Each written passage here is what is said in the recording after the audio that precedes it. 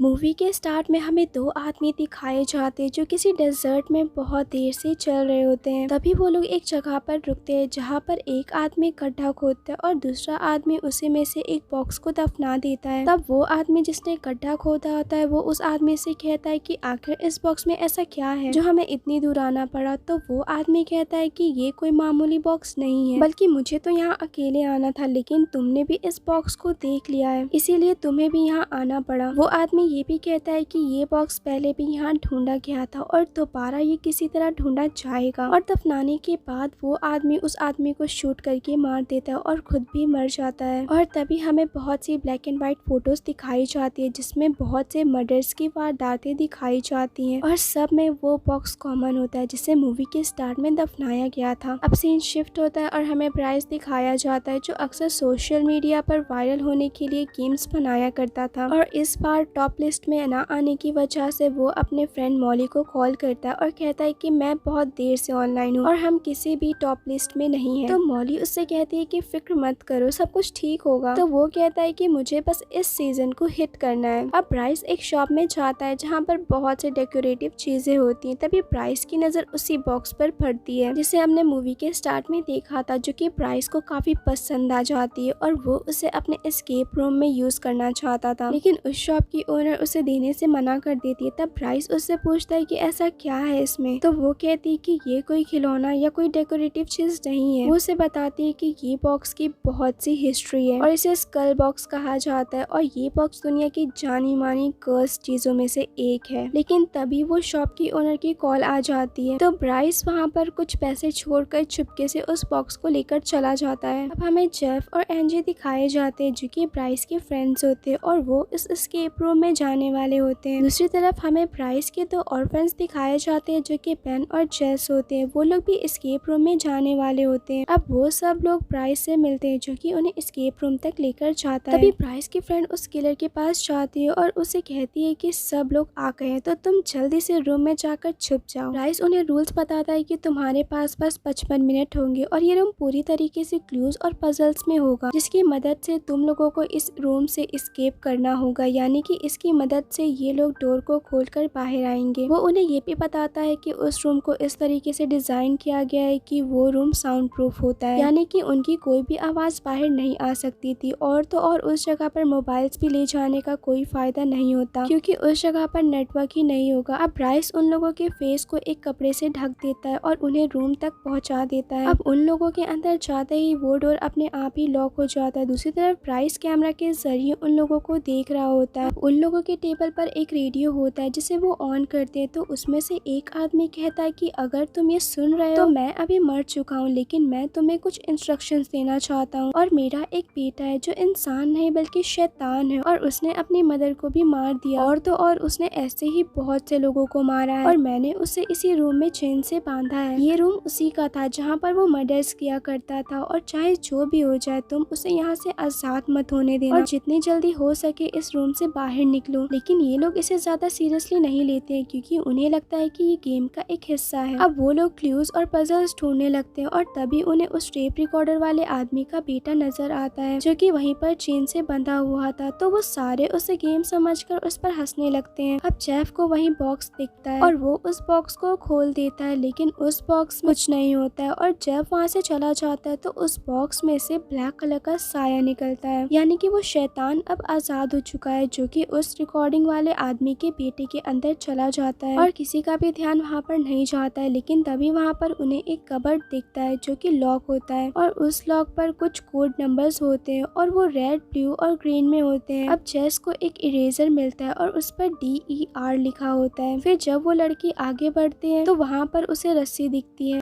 और जब वो उस रस्सी को खींचती है तो टेप रिकॉर्डर वाले आदमी की डेड बॉडी उसके सामने लटक जाती है, जिस पर वो लोग उसे भी सीरियस नहीं लेते। फिर जेफ को कप के नीचे 2 कॉइन्स मिलते हैं जिसे वो कोई क्लू समझकर अपने पास रख लेता है। उधर दूसरी तरफ ब्राइस के ऑफिस के सिग्नल अचानक से चले जाते हैं जिससे उसे समझ नहीं आता है कि आखिर ऐसा क्या हो गया है। वो शैतान जो कि चैन से बंधा हुआ था वो अपनी जगह से थोड़ा आगे आ गया होता है, जिस पर वो समझते हैं कि शायद उस शैतान की चेन 5 मिनट थोड़ा थोड़ा करके आगे आती है। अब जेफ को बुक शेल्फ से 5 रेड, 3 ग्रीन और 4 ब्लू कलर की बुक्स दिखती हैं, जिससे वो समझ जाती है कि वो लॉक जो कबर्ड पे लगा हुआ है वो इन 3 कॉम्बिनेशन से खुल जाएगा, यानी कि 5, 3 और 4। और जब वो उस लॉक पर ये कोड डालता है तो होता भी ऐसा ही है, जिस पर कबर्ड का एक दरवाजा खुल जाता है जहाँ पर उन्हें एक चाबी मिलती है और वो चाबी वहीं पर रखे एक सूटकेस की थी। जेफ उस चाबी की मदद से उस सूटकेस को खोल लेता है, जिसमें से उन्हें एक सीजर मिलती है। अब उनके पास सिर्फ 37 मिनट्स बचे होते हैं। अब जेफ उस सीजर को लेकर उस शैतान के पास जाता है, जहाँ उसे एक कबर्ड में बॉक्स मिलता है। वो उस बॉक्स को सीजर से काट देता है, जिसमें से उसे एक ड्रॉर का हैंडल मिलता है, जिसे वो बेन को दे देता है। लेकिन तभी वो शैतान उस कैंची को लेकर जेफ को मार देता है और बार बार उसे वो उस कैंची से स्टैब करता है, जिसकी वजह से उसकी वहीं पर ही मौत हो जाती है। अब ये सब देखकर सारे फ्रेंड्स बहुत डर जाते हैं और दरवाजे को खोलने के लिए चिल्लाने लगते हैं, लेकिन उनकी आवाज़ कोई भी नहीं सुन पाता है।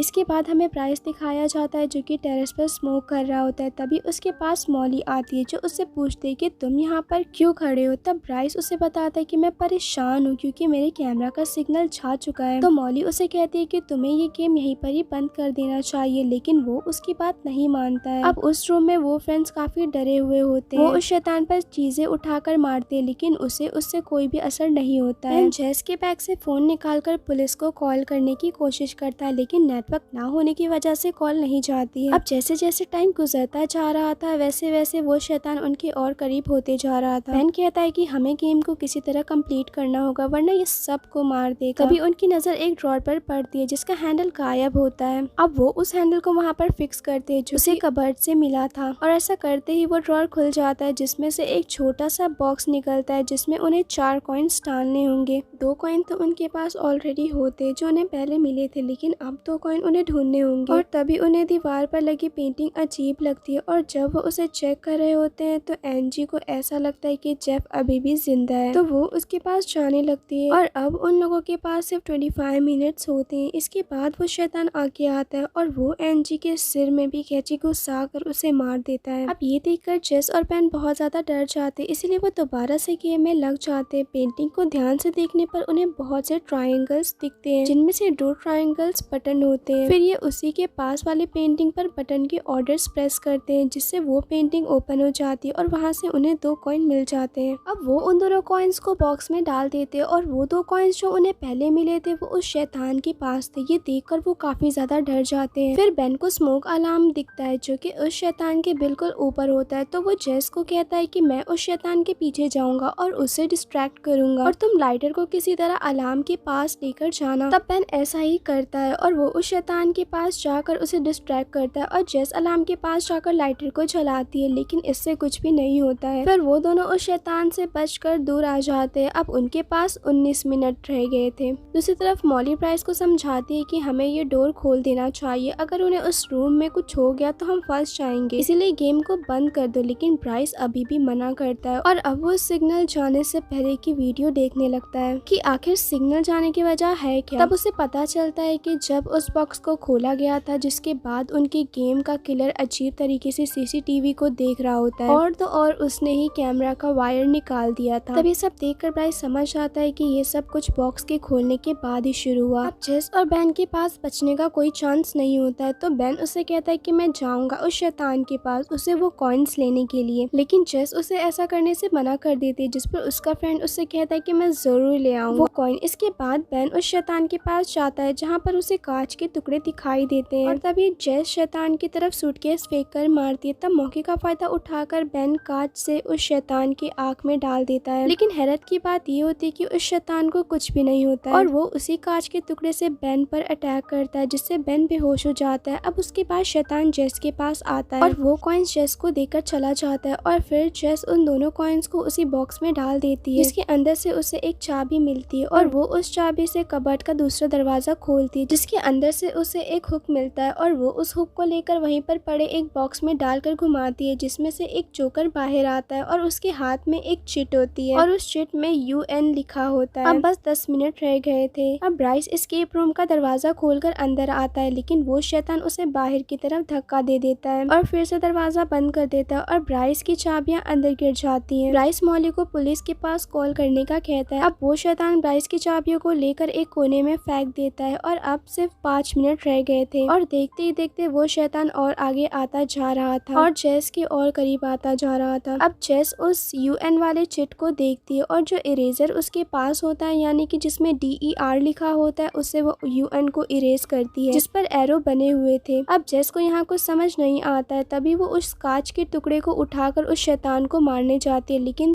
सेम वैसा एरो दिखाई देता है जैसा उस नोट में हो। तो जेस समझ जाते हैं कि इसी से दरवाजा ओपन होगा और जब जेस वहां से जाने लगती है तो वो शैतान उसे भी रोक लेता है और विजन्स दिखाने लगता है, लेकिन जेस उसके ट्रैप में नहीं आती है और जेस के पास अब 16 सेकेंड्स रह गए थे और किसी तरह मेन डोर तक जाकर और उस एरो को मेन डोर के बने एरो से प्रेस करती है जिसकी वजह से डोर ओपन हो जाता है और जेस बाहर आ जाती है और तब वो शैतान जेस के लिए क्लैप करने लगता है। इतनी ही देर में वहाँ पर पुलिस भी आ जाती है जहाँ पर वो शैतान पुलिस पर अटैक करने वाला होता है। तभी पुलिस उसे शूट करके मार देती है और यहाँ पर शैतान मर जाता है और उसके मरते ही वो काला साया उसके अंदर से निकल जाता है। अब जेस एम्बुलेंस के पास खड़ी होती है क्योंकि बेन को हॉस्पिटल लेकर जाया जाता है और वहीं पर ब्राइस भी खड़ा होता है जो कि जेस को देखकर वियर्ड सी स्माइल देता है। इसके बाद मॉली उस बॉक्स को उसी शॉप में लेकर जाती है और वो शॉप की ओनर को बताती है कि मैं ब्राइस के साथ रहती थी लेकिन अचानक से वो एक दिन गायब हो गया। शॉप की ओनर कहती है कि मैंने उसे बहुत समझाया था लेकिन वो उसे लेकर चला गया।